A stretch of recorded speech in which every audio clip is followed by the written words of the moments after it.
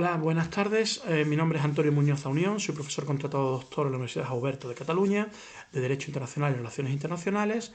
Me dispongo a presentar una comunicación al segundo Congreso Internacional de Relaciones entre América, el Caribe y Europa, un espacio de encuentro que se celebrará en marzo de 2022 en la ciudad de Guadalupe, en la provincia de Cáceres.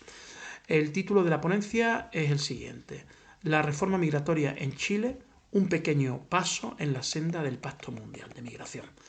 Desde la última década del siglo XX y hasta el presente, se ha constatado un incremento considerable en los flujos migratorios globales e intrarregionales. Y es así como la migración internacional, la diversidad cultural y la desigualdad social se han convertido en el centro de los debates sobre políticas públicas, derechos humanos e inclusión social. América Latina no ha estado exenta de estas tendencias y preocupaciones, que han aumentado los desplazamientos dentro de la región de manera importante durante los últimos años.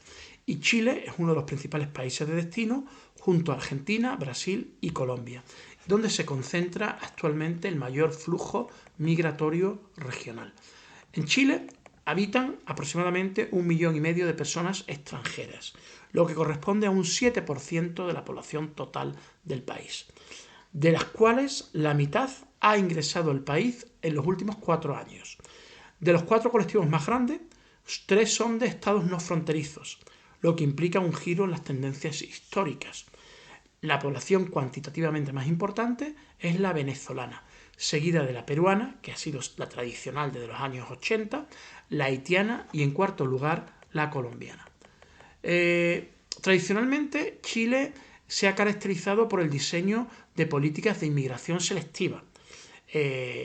Siempre se han fijado la política y el marco jurídico desde un punto de vista positivo de la migración europea, frente a una construcción más bien negativa de las personas inmigradas de países de la región. También tenemos que hablar de 2 tipos de migración que se produjeron a raíz de los acuerdos comerciales que se firmaron con China durante los años 80.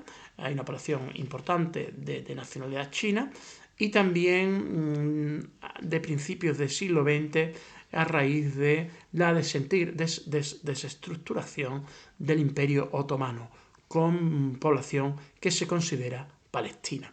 De hecho, uno de los equipos de fútbol tradicionales del escenario deportivo chileno es el equipo palestino, con los colores del Frente Polisario.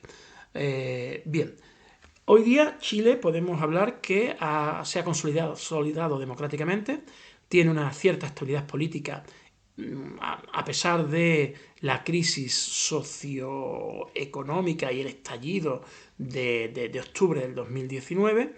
Pero sus indicadores macroeconómicos son bastante atractivos, lo que ha convertido a Chile en un país receptor de migración, fundamentalmente de una migración sur-sur. Sí es verdad que hay focos migratorios pequeños de países como Finlandia, como Suecia, pero desde el punto de vista cuantitativo no son muy relevantes.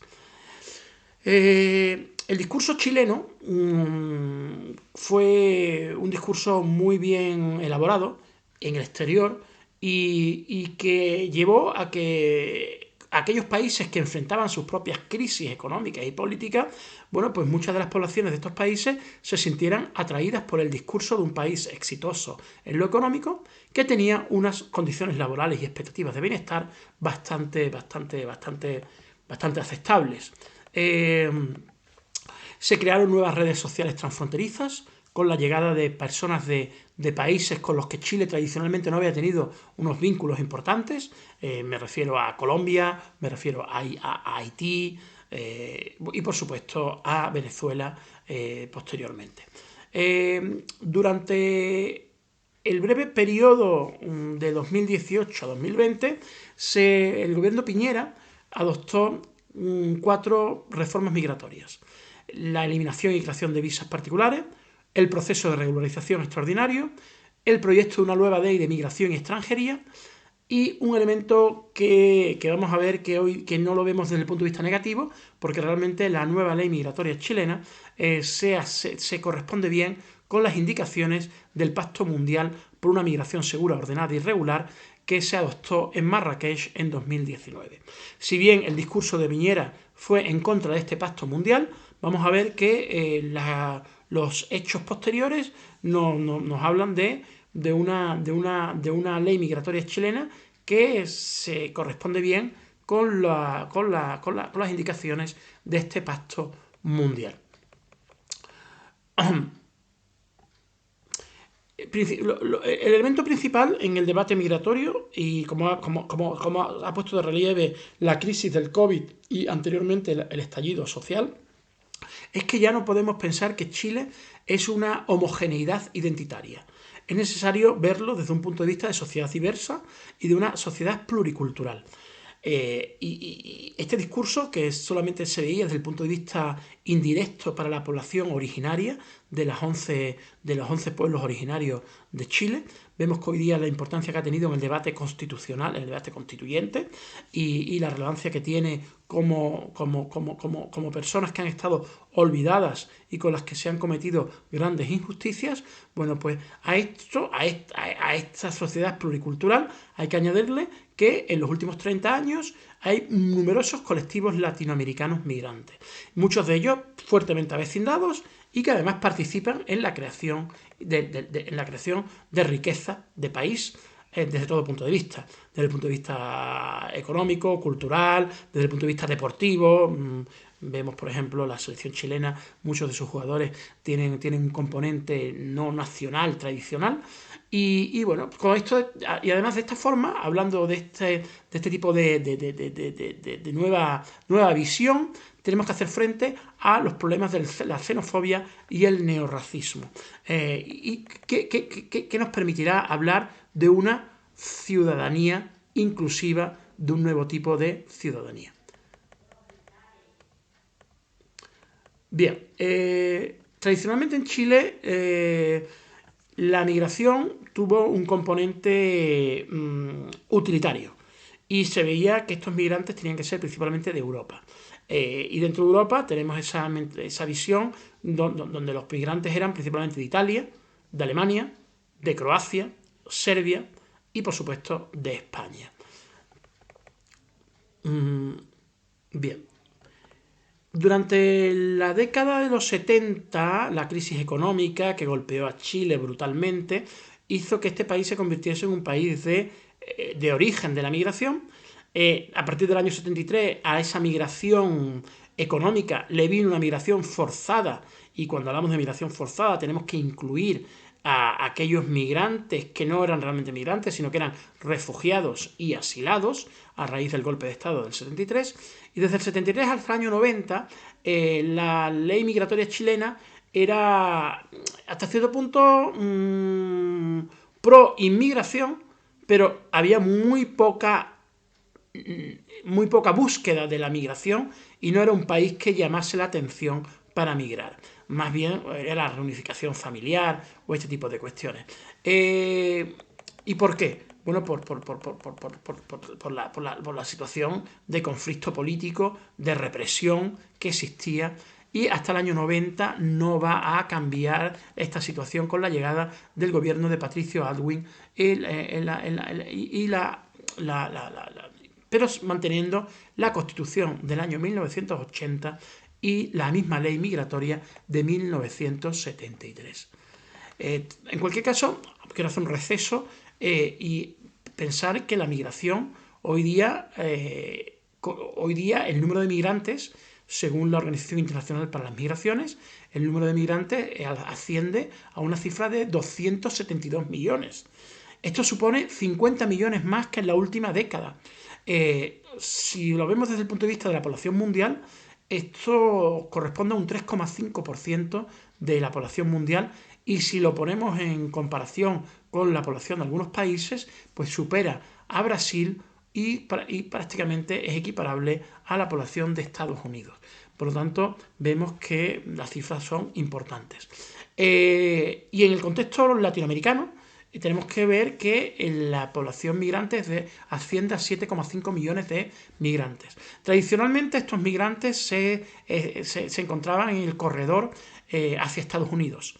En estas caravanas, esta bestia de la muerte, hoy día hay otro corredor, que es el corredor desde Venezuela, Colombia o Haití hacia Chile.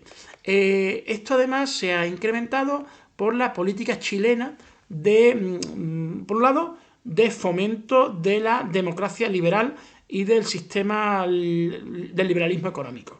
Es decir, aquellos países donde ha habido un estallido social, bueno, y ha habido persecuciones, no dudamos que evidentemente hay unas situaciones complicadas en estos países de origen, como Venezuela o como Haití. Bueno, para Chile era interesante crear un modelo de visa de responsabilidad democrática. Este modelo de visa de responsabilidad democrática se establecía respecto de países que, según la Cancillería chilena, no respetaban los derechos humanos. El problema ha sido que esto creaba un efecto llamada y evidentemente un aluvión de peticiones de estas visas que pasaban de darse con cierta facilidad a darse con cuentagotas y además uno de los elementos interesantes de esta visa de responsabilidad democrática era la posibilidad que se tenía de acondicionar la visa a una visa de trabajo, igual que ocurría con la visa de turismo.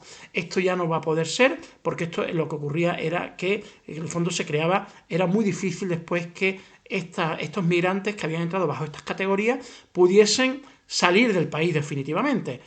¿Por qué? Porque encauzaban una petición con otra petición y además el número era tan elevado que muchas veces pues, existía un atasco importante y finalmente lo que obligaba a regularizaciones y a que Chile en algún momento tuviese que utilizar estos denostados vuelos de regreso, que siempre son denostados y que incluso con la supervisión internacional, y que en este caso, además de denostados, han sido poco eficaces, primero por la poca frecuencia y después por la falta de acuerdos internacionales para recoger a estas personas una vez que los aviones llegan a su destino. Hay que recordar que estos aviones son también propios de las Fuerzas Armadas, algo que no se corresponde bien con la necesidad de proteger los derechos humanos por elementos de la sociedad civil o elementos del Estado sin una autoridad